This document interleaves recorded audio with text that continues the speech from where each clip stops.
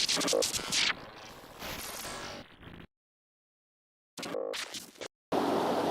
everybody, welcome back to the Preferred Sports Desk. This is EQN Sports, all driven by Holiday Auto Group. I am Drew Stu, and this is continuing coverage of the NRCHA Kimes Ranch Derby going on in Scottsdale, Arizona, out there at Westworld.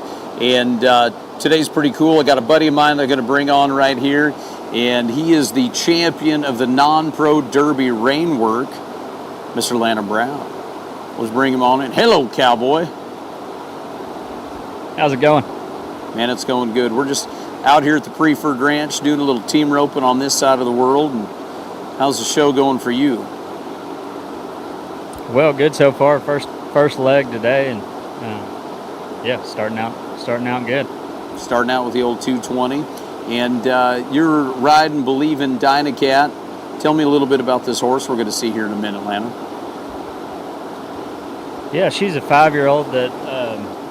I've had a fair amount of success on her, and she's just been a challenging one to put it all together. She's very capable in all 3 events, and I was second on her out here last year, and have placed on her throughout the year. But just one more year of maturity, I think, has done her a lot of good, and hopefully put it all together. Absolutely. With this one. We'll see. What are her papers? She is by Don't Stop Believin', and out of a neat little cat mare. Cool. Well, buddy, we were talking before we jumped on here. We'll talk about all the horses and all that business, but how are them kids doing? They're great. They had their first big trip out here. They're almost 7 months old. We drove through the night, and they were perfect. And getting plenty of sunshine out here in Scottsdale. Yeah. It's a fun club to be in, man. It's a fun. So, looking back over the last 7 months, what has there been anything that's like, holy smokes, this is a different world with these babies, or what? Like, tell me about the last 7 months with them. Yeah, it's been life changing for sure, and especially for Mama. She's been outstanding, and allows me to keep doing what I'm doing, and there's lots of those moments. It's just pretty incredible. It is. There can be a whole lot of sleepless nights there at the beginning of that deal. That's for sure. Absolutely. Yeah. You know what? You get one of them goes to sleep, then the other one, then the other one, and then the other one, and it's just like pretty soon after about the first month, you look at your wife and you're like, yeah, we sleep an average of about an hour and a half a night. Spread out, yeah. Yeah. Well, exactly. That's so cool. I'm so happy for you guys. That's a special deal. That's a cool club to be in, that's for sure. Absolutely. Thank you. You betcha.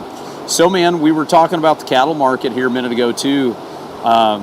Boy, what a time to be in the cattle market. It is very interesting, to say the least.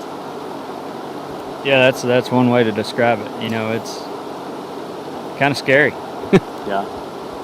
Is it the deal that it's scary and great all at the same time, or you guys in that business know that business.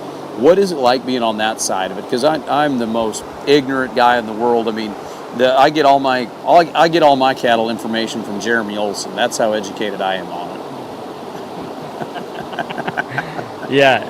It we had our sale there in March here a couple of months ago, and I mean, just set record with prices, but it's just right in line with what the market is.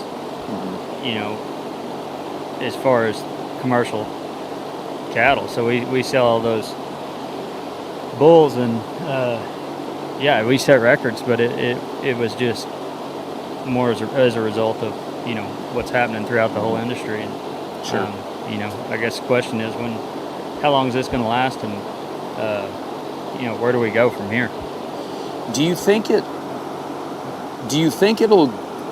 can't go away? I mean, like we were talking about the roping steers before we jumped on here. The $2,000 roping steers, okay, let's say they open up the border and that, well, what does that really do? And then on the commercial beef and what you guys are doing, is it really going to go back? I don't feel like we're going to go back. We're not going to be buying $750 open steers, are we? I mean, if it goes back, is there really that much room for it to fall back? And I know that's a total loaded question, but you know what I mean? I guess that's where a guy wishes he had the crystal ball, huh? How far down can it go? Right. I don't know. I think there's packing plants closing down just from supply and demand, but you open that border back up and I don't think it can happen overnight. I mean, I think it's there's a lot of speculation about what it's going to do, and I hate to even guess. Yeah, no, I hear you. Well, let's talk about the things we do know. Let's talk about a 220 right here in the rain, and let's go ahead and take a look at this. Tell me about this little mare right here.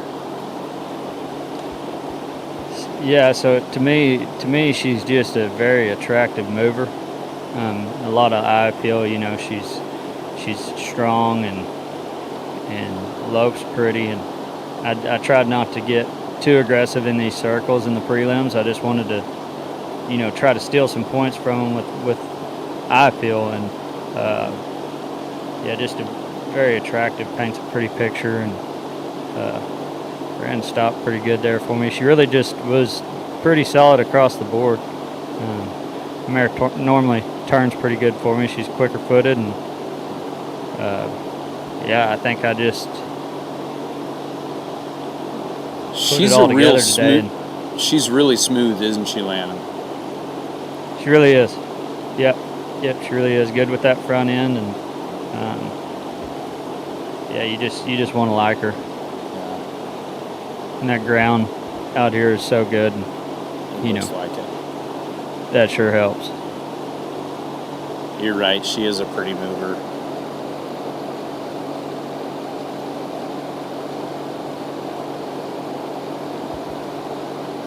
Yeah, she's a cool little mare for sure. Thank you. How'd you end up getting her? What's the backstory on her? So I got her. Park Greason actually trained her and was third on her at the Snaffle Bit in the non-pro 2 years ago, and our buddy Russell Probert from Idaho bought her at the futurity, and just wasn't a fit, and he thought that I would get along with her and wanted me to try her, and it's just kind of worked. Cool. So we bought her from Russell, and this show last year was our first one, so I've had her a little over a year, and I think she's won 50 or 60,000 now. So, and attractive enough to go into that broodmare band and hopefully produce some good babies for us. Absolutely, good deal. When do you show again? Are you showing her again tomorrow then, or? We get a day off, and then on Monday we'll show them in the herd. Gotcha.